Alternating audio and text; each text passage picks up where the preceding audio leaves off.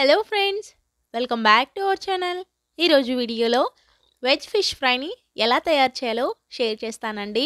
ఇలా కనుక ఒక్కసారి ట్రై చేశారంటే మళ్ళీ మళ్ళీ ఇలానే చేస్తారండి. ఈ ఫ్రైలో ఫిష్ అనేది వాడకుండా టేస్టీగా పర్ఫెక్ట్గా ఫిష్ తిన్న ఫీలింగ్తో వెజ్ ఫిష్ ఫ్రైని ఎలా తయారు చేయాలో చూపిస్తాను. ఇప్పుడైతే వీడియోలోకి అయితే వెళ్ళిపోదాం.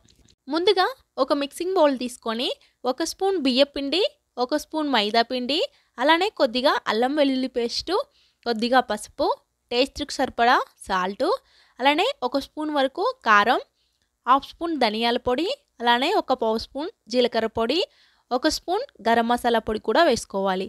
అలానే మెయిన్గా ఇందులోకి 1 స్పూన్ బిర్యానీ మసాలా పౌడర్ కూడా వేసుకోవాలండి. ఆ తరువాత 2 స్పూన్ల వరకు పెరుగును వేసుకోండి.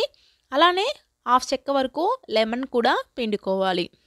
ఇలా అన్నీ కూడా స్పైసెస్ అనేవి వేసుకున్న తర్వాత ఇందులోకి కొద్దిగా నీళ్ళను పోసుకుంటూ చేత్తోనే బాగా మిక్స్ చేసుకోవాలండి. నీళ్ళను ఒకేసారి పోయకుండా కొద్దిగా చేత్తో కలుపుకుంటూ వేసుకొని కలుపుకోవాలండి. ఉండలేమీ లేకుండా ఈ విధంగా బాగా మిక్స్ చేసుకొని పక్కన పెట్టుకోండి. ఈ వెజ్ ఫిష్ ఫ్రైలోకి ఇక్కడ కూర అరటికాయలు వాడుతున్నానండి. సో అరటికాయల్ని తీసుకొని పైన తొక్కంతా కూడా శుభ్రంగా పీల్ చేసుకోండి.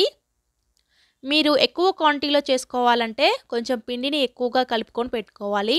ఈ విధంగా బాగా శుభ్రంగా క్లీన్ చేసుకున్న తర్వాత ఒకసారి శుభ్రంగా వాష్ చేసుకొని అరటికాయని కొంచెం వంకరగా పెట్టుకొని కొంచెం పెద్ద ముక్కలుగా ఇలా కట్ చేసుకోవాలి. చేప ముక్క ఏ సైజులో ఉంటుందో అదే విధంగా కట్ చేసుకోవాలండి. ఇలా ముక్కలు కట్ చేసుకున్న తర్వాత చాక్ తోటి కొంచెం ఇలా హోల్ పెట్టుకోనండి. మనకు ఫిష్ ముక్కకి ఎలా అయితే ఉంటుందో అదే విధంగా కొద్దిగా ఈ విధంగా హోల్ పెట్టుకోవాలి. ఇలా అన్ని ముక్కలకు కూడా పెట్టుకున్నాను.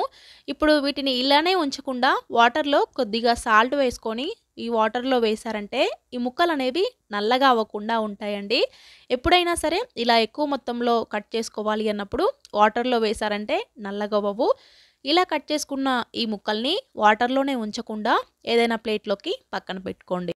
ఆ తరువాత మనం కలిపి పెట్టుకున్నాం కదా, ఈ మిశ్రమంలోకి ఒక్కొక్కటి డిప్ చేస్తూ ఇలా పక్కన ప్లేట్లో పెట్టుకోండి. ఇదే విధంగా అన్ని ముక్కలు కూడా చక్కగా ఈ మిశ్రమంలో డిప్ చేసుకొని పక్కన పెట్టుకున్నారంటే ఒకేసారి ఆయిల్లో ఫ్రై చేసుకోవచ్చు. సో నేను తర్వాత కూడా పిండిని పట్టించాను అనమాట ఈ అరటికాయ ముక్కలకి. ఇప్పుడు పక్కనే ఫ్యాన్లో ఆయిల్ వేసుకొని ఫ్రై చేసుకోవాలి. ఆయిల్ ఎక్కువగా ఏమీ పట్టదండి, కొద్దిగా వేసుకుంటే సరిపోయిద్ది. అలానే ఈ ముక్కలు కూడా ఎక్కువగా వేసుకోకుండా ఆయిల్కి సరిపడానే వేసుకొని చక్కగా రెండు వైపులా కూడా మంచిగా గోల్డెన్ కలర్ వచ్చే వరకు ఫ్రై చేసుకోవాలి. ఒకవైపు వేగిన తర్వాత మళ్ళీ రెండో వైపు కూడా టర్న్ చేసుకొని మంటను మీడియం ఫ్లేమ్లో పెట్టుకొని ఫ్రై చేసుకోవాలండి. ఈ వేపుడు కూడా చాలా తొందరగా అయిపోయిద్దండి, ఎక్కువ టైం పట్టదనమాట.